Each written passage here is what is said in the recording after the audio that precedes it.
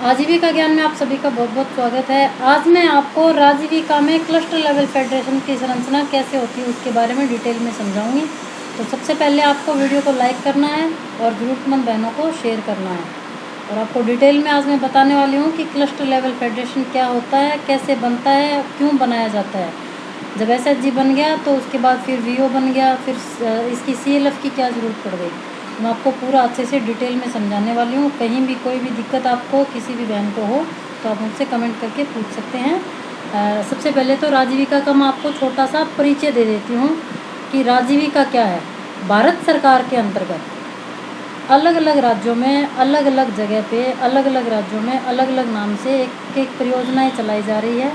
उन परियोजनाओं का सब जगह अलग अलग नाम है। राजस्थान में इसको आजीविका बोलते हैं, यानी राजस्थान ग्रामीण आजीविका विकास परिषद के अंतर्गत ये आजीविका में स्वयं सहायता समूह बनाकर महिलाओं के उत्थान के लिए संस्था काम करती है। इसका छोटा सा परिचय दे देती हूँ। राजस्थान ग्रामीण आजीविका विकास परिषद यानी आजीविका की स्थापना वर्ष 2010 में राजस्थान सोसाइटी पंजीकरण अधिनियम 1958 के अंतर्गत एक स्वायत्त संस्था के रूप में की गई। इसकी शुरुआत राजस्थान के बांसवाड़ा जिले के आनंदपुरी ब्लॉक में 2011 में हुई। ग्रामीण विकास एवं पंचायती राज विभाग से संबंध इस परिषद का उद्देश्य राज्य के ग्रामीण क्षेत्रों में गरीबी उन्मूलन, महिला सशक्तिकरण और निर्धन परिवारों के आजीविका संवर्धन से संबंधित परियोजनाओं के कार्यक्रमों को सहज व प्रभावपूर्ण ढंग से क्रियान्वित करना है। यानी इसके तहत महिलाओं को SHG से जोड़कर महिलाओं को अलग अलग तरह के लाइवलीहुड यानी आजीविका के प्रोग्राम्स के तहत आजीविका सुदृढ़ करवाने के लिए ये सोसाइटी पंजीकृत की गई है और SHG के तहत महिलाओं का उत्थान किया जाता है। स्वयं सहायता समूह क्या है, कैसे बनता है, कैसे इससे जुड़ा जाए, क्या क्या डॉक्यूमेंट्स लगेंगे, कैसे गठन होता है, कैसे बैंक में अकाउंट खुलेगा, किस तरह से महिलाएं मीटिंग करेंगी, इन सभी की तमाम वीडियोस बनाकर मैंने अलग अलग जानकारी देकर चैनल पे वीडियो पहले से डाल रखा है। अगर आपने नहीं देखा है तो आप मेरे चैनल पे जाइए। चैनल का नाम है आजीविका ज्ञान। गूगल पे सर्च कीजिए, यूट्यूब पे सर्च कीजिए, तो वहाँ पे आजीविका ज्ञान पे आप जाएंगे। वहाँ आपको अलग अलग तरह की वीडियो सेक्शन में जाएंगे ना तो सब तरह की वीडियोस मैंने बना कर डाल रखे हैं। छोटे वीडियो भी हैं, बड़े वीडियो भी हैं। किसी को डिटेल में देखना है तो डिटेल वीडियोस भी डाल रखे हैं, किसी को शॉर्ट्स में समझना है तो शॉर्ट्स भी डाल रखे हैं। किसी को कोई भी डाउट हो तो मुझसे आप पूछ सकते हैं। अब बदलाव के लिए प्रभाव। सबसे पहले जब CLF बनता है तो महिलाओं को स्वयं सहायता समूह से जोड़कर महिलाओं को बदलाव क्या लाने हैं उसके बारे में शपथ दिलाई जाती है। यानी हम शपथ लेते हैं कि हमारे परिवार के लिए प्रत्येक लोग प्रतिदिन स्नान करेंगे, साफ कपड़े पहनेंगे, पानी उबाल कर पिएंगे, खाना खाने से पहले हाथ धोएंगे, शौच के बाद साबुन से हाथ धोएंगे, घर में शौचालय बनवाएंगे, शौचालय का उपयोग करेंगे, बच्चों के नाखून काटेंगे, साफ़ सफाई का ध्यान रखेंगे, अगल बगल में सफाई रखेंगे, घर के सामने अगल बगल के खड्डे को मिट्टी से भरेंगे, गर्भवती माताओं का प्रसव हॉस्पिटल में करवाएंगे, प्रसव पूर्व या प्रसव के पश्चात जाँच करवाएंगे, बच्चों में 3 साल का अंतर रखेंगे, बेटा और बेटे में कोई भी किसी भी तरह का भेदभाव नहीं करेंगे, और बेटी की उम्र 21 साल, बेटे की उम्र 25 साल। इस तरह से ये सारी शपथ जो चीज़ हम जानते भी हैं और इनको प्रभावशाली तरीके से लागू करने के लिए जब क्लस्टर लेवल फेडरेशन बनता है या फिर ग्राम संगठन बनता है, SHG बनता है, तब इस तरह की शपथ सभी बहनों को जो CRP दीदियाँ आती हैं उनके द्वारा दिलाई जाती है। और वैसे SHG गठन के टाइम भी ये चीज़ें बताई जाती है। तो जो महिलाएं SHG से जुड़ी हैं, ग्राम संगठन से जुड़ी हैं, CLF से जुड़ी हैं, वो ये इस तरह की प्रतिज्ञा लें और उनको अमल भी करें। फिर जेंडर प्रतिज्ञा दिलाई जाती है। जेंडर प्रतिज्ञा जैसे हमारे परिवार में बेटा या बेटी कोई भी जन्म होने से हम खुशियाँ मनाएंगे, बेटा बेटी के को अच्छे से पढ़ाएंगे, दोनों को, हमारी बेटियों को अच्छे से पढ़ाकर उनको अच्छा संस्कार देंगे। बेटी की उम्र आपको मैंने बताया 21 साल, बेटे की उम्र 25 साल। पहले जो 18 साल थी अब वो 21 साल कर दी गई है और बेटे की उम्र 25 साल। हम सब मिलकर बाल विवाह को रोकेंगे, सब मिलकर महिला अपराध को रोकेंगे। ये सारी महिलाओं को छुआछूत दूर करेंगे। 2 बच्चे पैदा होने के बाद अधिक संतान रोकने के लिए परिवार नियंत्रण करवाएंगे। ये हम सब महिलाओं की प्रतिज्ञा है। इस तरह से प्रतिज्ञा दिलाई जाती है और उसके बाद क्लस्टर लेवल फेडरेशन का काम शुरू हो जाता है। 7 दिन का ये प्रशिक्षण कार्य होता है। जैसे SHG बनाए जाते हैं तो 15 दिन में एक समूह का गठन किया जाता है, क्योंकि जब एसएचजी बनता है तब महिलाओं को बिल्कुल कुछ भी नहीं पता होता एसएचजी कैसे बनता है। एसएचजी यानी सेल्फ हेल्प ग्रुप, स्वयं सहायता समूह। और फिर ग्राम संगठन, सभी समूहों को मिलाकर एक ग्राम संगठन की संरचना की जाती है, उसको वीओ बोलते हैं, विलेज ऑर्गेनाइजेशन। अब आपको मैं सबसे छोटी इकाई बताती हूँ। राजीविका के अंतर्गत सबसे छोटी इकाई है एसएचजी, सेल्फ हेल्प ग्रुप यानी स्वयं सहायता समूह। उसके बाद सारे समूहों को आप स्क्रीन पे देख सकते हैं ऐसे, जैसे ये हो गया आपका 10 महिलाओं का समूह, ये हो गया 10 महिलाओं का, ये 11 महिलाओं का, 12 महिलाओं का, 10 का, 11 का, ऐसे गांव में अलग अलग मोहल्ले टोलों में एसएचजी बनाए जाते हैं। और फिर एसएचजी को चलते हुए 5, 6, 7, 8, 10 महीने हो जाते हैं। उसके बाद फिर हमारे ऊपर से जहाँ भी अपना डिस्ट्रिक्ट होता है, डिस्ट्रिक्ट हेडक्वार्टर से वीओ बनाने आती है, विलेज ऑर्गेनाइजेशन से टीम आती है।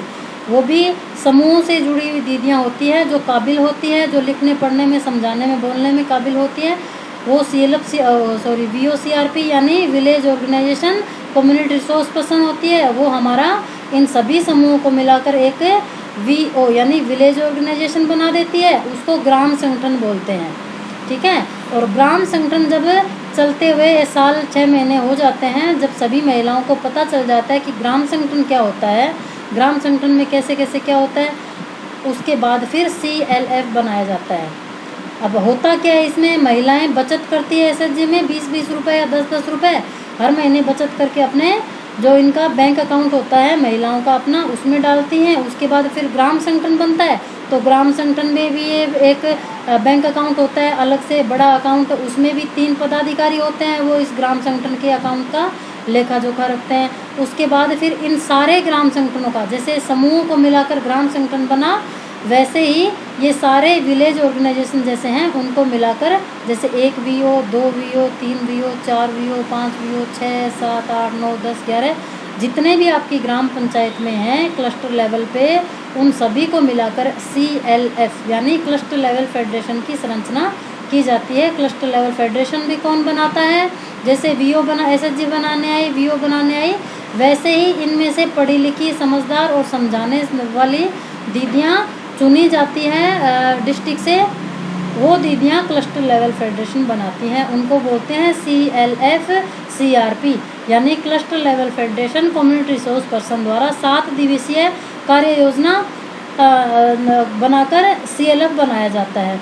अब ये लोग क्या करते हैं, 7 दिन का प्रशिक्षण देते हैं। 7 दिन के प्रशिक्षण में क्या करते हैं, पहले दिन ग्राम संगठन के पदाधिकारियों यानी ऑफिस बेरर एवं VOA की बैठक आयोजित करना। तो सबसे पहले ग्राम संगठन के जो पदाधिकारी यानी ये जो VO है विलेज ऑर्गेनाइजेशन, इसमें 3 पदाधिकारी होते हैं, अध्यक्ष, सचिव, कोषाध्यक्ष, इनको तीनों को, और इनकी एक लेखापाल होती है रजिस्टर लिखने वाली, उसको VOA यानी विलेज ऑर्गेनाइजेशन असिस्टेंट, जिसको बुक कीपर भी बोलते हैं, उसको बुलाया जाता है। चारों को कहाँ पे, जहाँ क्लस्टर बनेगा आपका, जहाँ जिस गांव में या जिस ग्राम पंचायत के जिस गांव में जिस जगह पे आपका क्लस्टर बनेगा, वहाँ पे 3-3, 4-4 पदाधिकारियों को, VOA को और पदाधिकारियों को बुलाया जाता है। फिर उनको आने का उद्देश्य बताया जाता है, केस स्टडी कि हम महिलाएं कहाँ से शुरू हुई और कहाँ तक आई, केस स्टडी बताई जाती है। फिर ग्राम संगठन के गुणवत्ता की जांच करना, कौन सा ग्राम संगठन कैसा चल रहा है। अब आप लोग ये समझ रहे होंगे कि मैं ये सब बता रही हूँ तो इनका तो हमें पता ही नहीं है। इन सब के अलग अलग वीडियो मैंने पहले आपको बताया कि SHG के भी वीडियो, इसमें कैसे कैसे क्या क्या होता है, और VO विलेज ऑर्गेनाइजेशन के भी 3-4 मैंने स्टेप बाय स्टेप अच्छे से समझा के बता के वीडियोस बना रखे हैं। तो अभी मैं ये जो आपको हो सकता है आपको 10 दिन, 15 दिन, 2 महीने, 6 महीने बाद ये वीडियो मिला होगा, लेकिन चैनल पे मैंने सभी तरह की वीडियो बना के बता रखा है, इसलिए मैं आज आपको CLF के बारे में ही बता रही हूँ। फिर क्लस्टर लेवल संगठन क्या होता है इसके बारे में दीदियाँ बताती हो। क्लस्टर लेवल क्या होता है, क्लस्टर लेवल फेडरेशन यानी संकुल स्तरीय संघ। सभी क्लस्टर लेवल फेडरेशन का पहले आपको मतलब बता देती हूँ। क्लस्टर लेवल फोरम यानी CLF SHG के अनुभवों को साझा करने का एक मंच है। SHG के समग्र प्रदर्शन में सुधार के लिए आपसी सहयोग बढ़ाना। CLF गांव में गरीबों के लिए आवाज़ और जगह बनाएगा और गरीबी कम करने के लिए विकास हस्तक्षेप शुरू करने में मदद करेगा।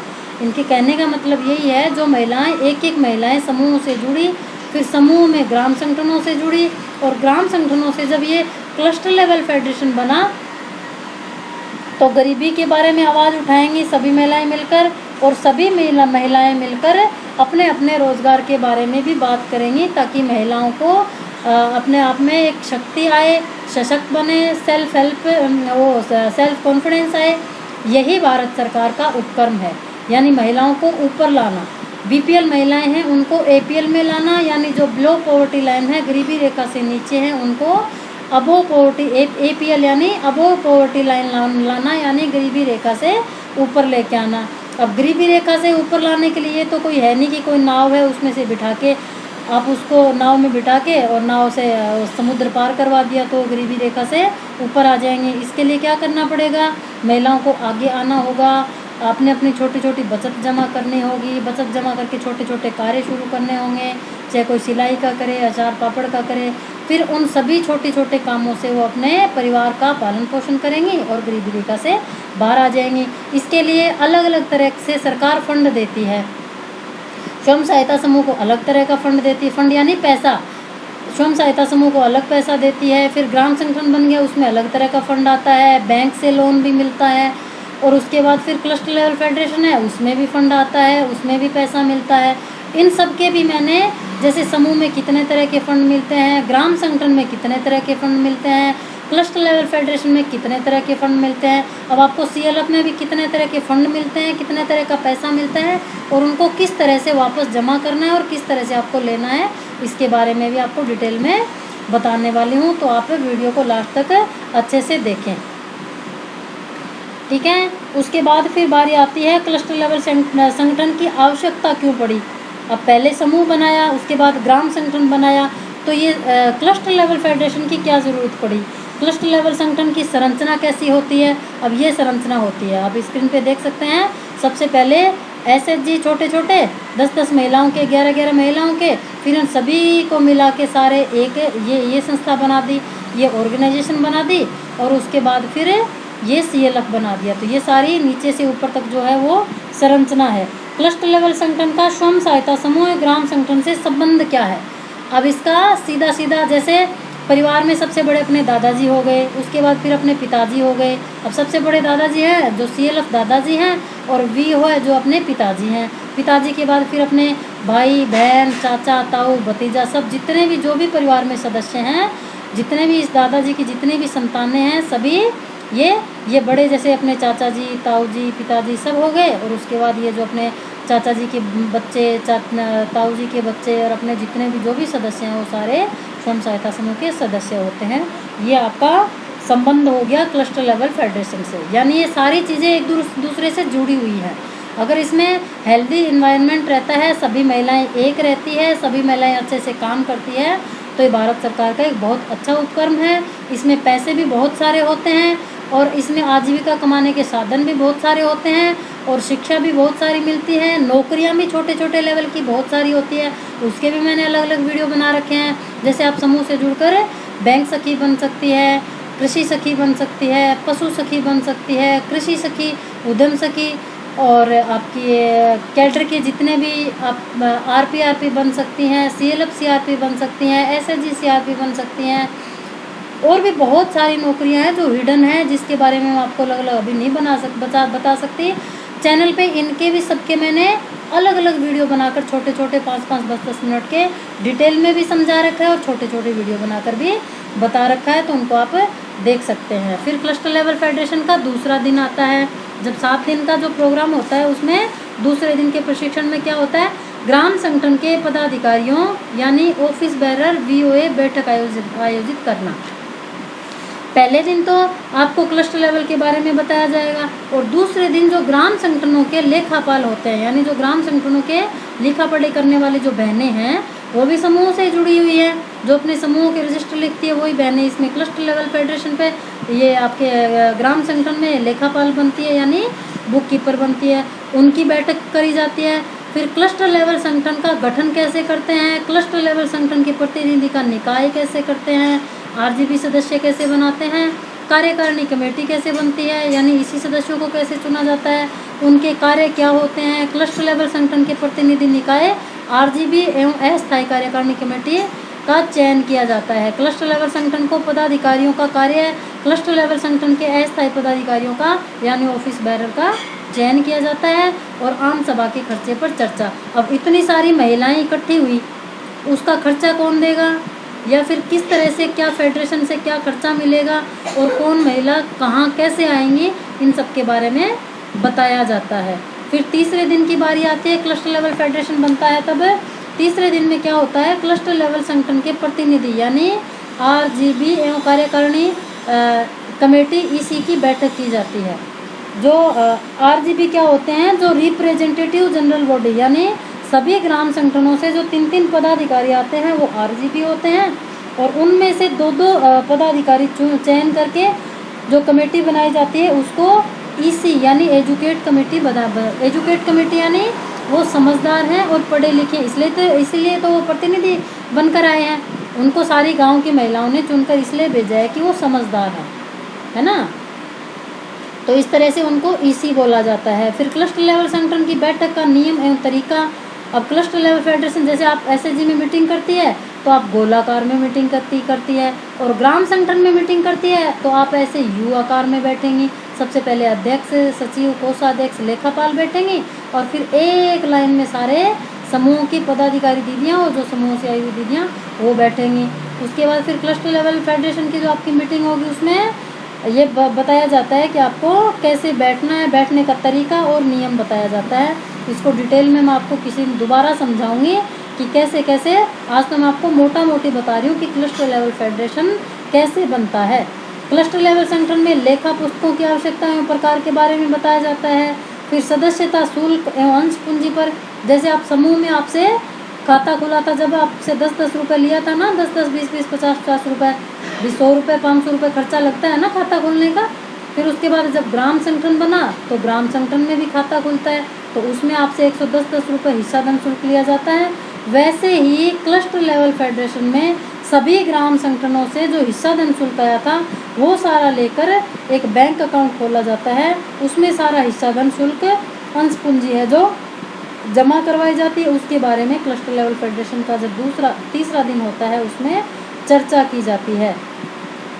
अब लेखापाल की आवश्यकता, कार्य, योग्यता और लेखापाल का चयन। अब लेखापाल जैसे समूह में बुक कीपर हो गई आपकी, बुक कीपर यानी समूह के रजिस्टर लिखने वाली। ग्राम संगठन में हो गई बुक कीपर, थोड़ी सी बड़ी हो जाती है जिसमें सारे ग्राम संगठनों सारे समूह का हिसाब किताब रखती है और अपने ग्राम संगठन के सारे जो भी पैसे का लेन देन हिसाब किताब सारा रखती है।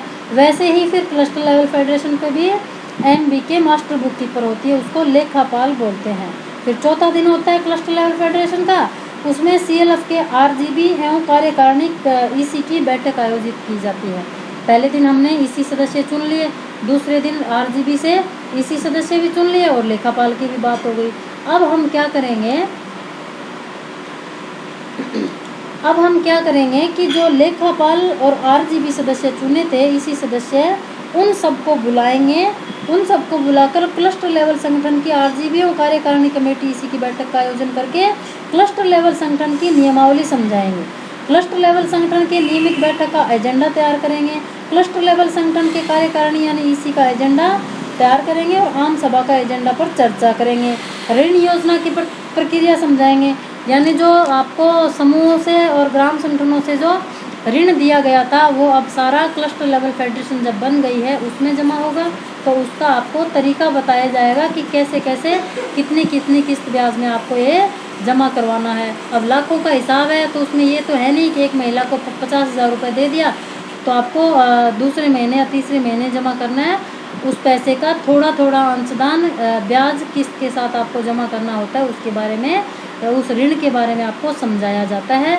इसका भी मैं आपको डिटेल में आगे बताऊंगी। पाँचवां दिन सीएलएफ के आरजीबी एवं कार्यकारिणी कमेटी ईसी की बैठक आयोजित करना, पाँचवें दिन ये होता है। अब क्लस्टर लेवल संगठन के उप समितियों की आवश्यकता, क्लस्टर लेवल संगठन के उप समितियों के कार्य, क्लस्टर लेवल संगठन के उप समितियों का गठन, ग्राम संगठन की ग्रेडिंग, यानी आपका ग्राम संगठन कैसा चलता है। अब ग्राम संगठन की ग्रेडिंग कैसे होती है कि आपके ग्राम संगठन की टाइम पर मीटिंग होती है कि नहीं, बचत ब्याज आता है कि नहीं, सभी महिलाएं काम कर रही है कि नहीं, सभी महिलाओं की जरूरत पूरी हो रही है कि नहीं, सभी महिलाएं टाइम पर ऋण ले रही है कि नहीं, दे रही है कि नहीं, सभी महिलाएं छोटे छोटे उद्यम जो करने के लिए सरकार से जुड़े इसमें समूह से जुड़ी थी वो कर रही है कि नहीं, सभी महिलाएं टाइम पर अपनी बैठक कर रही हैं कि नहीं। ये सारी चीज़ें अगर आप टाइम से करती हैं तो ग्राम संगठन की ग्रेडिंग होती है। अगर आप ये सारे काम अच्छे से कर रही है तो आपको ए ग्रेड मिल जाएगा, अगर थोड़ा सा इसमें गड़बड़ कर रही हो तो आपको बी मिल जाएगा, अगर आप टाइम से बिल्कुल कुछ नहीं कर रही तो आपको सी ग्रेड मिल जाएगा।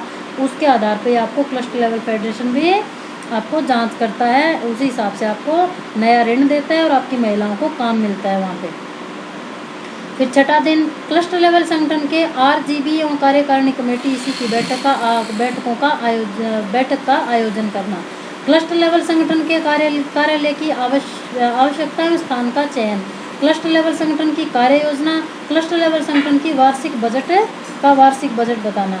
यानी छठे दिन क्या समझाया जाएगा, क्लस्टर लेवल संगठन के RGB एवं कार्यकारिणी कमेटी इसी की बैठक का आयोजित करना। सबसे पहला काम क्या होगा, जो हमने EC सदस्य RGB सदस्य बुलाए थे 3 प्रतिनिधि और VOA, उसके बाद फिर EC सदस्य चुने थे 2, उन सबको बुलाया जाएगा और बुलाकर उनकी मीटिंग करी जाएगी और फिर उन सभी के बीच में ये पूछा जाएगा कि क्लस्टर लेवल संगठन की कार्यालय की आवश्यकता है स्थान का चयन। भी इतनी सारी महिलाएं आएंगी तो ऐसे तो है नहीं कि घर घर जाके बैठेंगी या फिर कहाँ बैठेंगी, रोड पे तो बैठ नहीं सकती या फिर किसी की घर भी नहीं बैठ सकती। भी 50 महिलाओं को घर में हर महीने कौन बिठाएगा, एक महीने में 1 या 2 3 4 जितनी भी जरूरत पड़ती है वो मीटिंग होगी। तो उसके लिए स्थान और समय का चयन करना ज़रूरी है। तो वो तो सरकारी भवन में ही हो सकता है, तो वहाँ के जो ग्राम पंचायत के सरपंच हैं उनसे या फिर BDO है या ब्लॉक अधिकारियों से पूछ के उसकी जगह चयन करके उसमें मीटिंग आयोजित की जाती है। क्लस्टर लेवल संगठन की कार्य योजना की, क्लस्टर लेवल संगठन में क्या क्या कार्य किए जाएंगे उसकी योजना बनाई जाएंगी, सभी EC सदस्य मिलकर इसकी कार्य योजना बनाएंगे। अब इस जगह का निर्माण कौन करवाएगा, या तो गांव में, उस गांव में जहाँ पे क्लस्टर बनेगा, क्लस्टर की मीटिंग होगी वहाँ पे या तो पहले से ही कोई भवन होगा उसकी बात की जाएगी। अगर भवन नहीं मिल रहा है तो वहाँ के सरपंच महोदय से बात करके उनसे पूछा जाएगा कि हमें जगह की ज़रूरत है।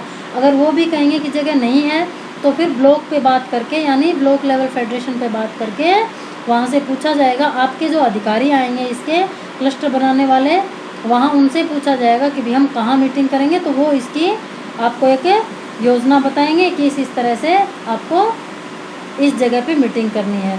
फिर 7वां दिन हो जाएगा। ऐसे करते करते 6-7 दिन में ये सारी चीज़ें हो गई, बजट वगैरह सब के बारे में बात हो गई। फिर 7वां दिन हो जाएगा। क्लस्टर लेवल संगठन के समस्त सदस्यों की, अब ये 7 दिन जाना होता है। पहले दिन आपने जो सीखा फिर दूसरे दिन फिर आपको टाइम से जाना होगा। अब इसमें 10 से 10:30 बजे का टाइम रहता है, या फिर जो भी आपके अधिकारी पदाधिकारी जो टाइम देते हैं उस टाइम पे जाएंगे और दिन भर इसमें आप अपनी कार्य योजना बनाएंगे, प्रशिक्षण लेंगे जो CRP दीदियाँ आई हैं उनसे, और अपना पूरा 7 दिन का प्रशिक्षण लेके फिर 7वें दिन में क्या होगा, क्लस्टर लेवल संगठन के समस्त सदस्यों की आम सभा आयोजित करेंगे। आम सभा में जनप्रतिनिधियों की भागीदारी सुनिश्चित करेंगे, यानी जो आपके जनप्रतिनिधि चुने गए हैं उनकी भागीदारी। फिर क्लस्टर लेवल संगठन का कोऑपरेटिव एक्ट के अंतर्गत रजिस्ट्रेशन करवाया जाएगा। कोऑपरेटिव एक्ट के अंतर्गत रजिस्ट्रेशन की प्रक्रिया, आवश्यकताएं और लाभ पर चर्चा की जाएगी। क्लस्टर लेवल संगठन के कार्यालय का शुभारंभ किया जाएगा अगर आपको जगह मिल गई है तो। इस तरह से आपको ये सारी चीज़ें 7 दिन के अंदर अंदर करके और उसका उद्घाटन अच्छे से, जितने भी पदाधिकारी बने हैं और जितने भी आपके जो CRP दीदियाँ हैं या फिर आपके जो अधिकारी हैं, गणमान्य जो आपके गांव के सरपंच महोदय जिन्होंने आपको बैठने की जगह दी, जिन्होंने आपको ये सारी सुविधा प्रदान की, उसके बाद आपके ब्लॉक अधिकारियों ने आपकी उचित व्यवस्था करवाई, CRP दीदियाँ जो आपका क्लस्टर बनाने आई, उन सभी को धन्यवाद देने के लिए एक छोटा सा प्रोग्राम वो आयोजित करेंगे। और प्रोग्राम आयोजित करने के बाद उन सभी को धन्यवाद देकर तो भगवान सरस्वती माँ, श्री गणेश का प्रसाद चढ़ाएंगे, सरस्वती माँ को प्रसाद चढ़ाएंगे और इस तरह से आपका क्लस्टर लेवल फेडरेशन बन जाएगा। अब cluster level federation cluster level पे होता है। In Rajasthan CLF is typically a federation of 3005 से 5000 वुमेन सेल्फ हेल्प ग्रुप्स, यानी SHG members registered as a cooperative society and having its jurisdiction over 40 से 50 continuous gram panchayat village council.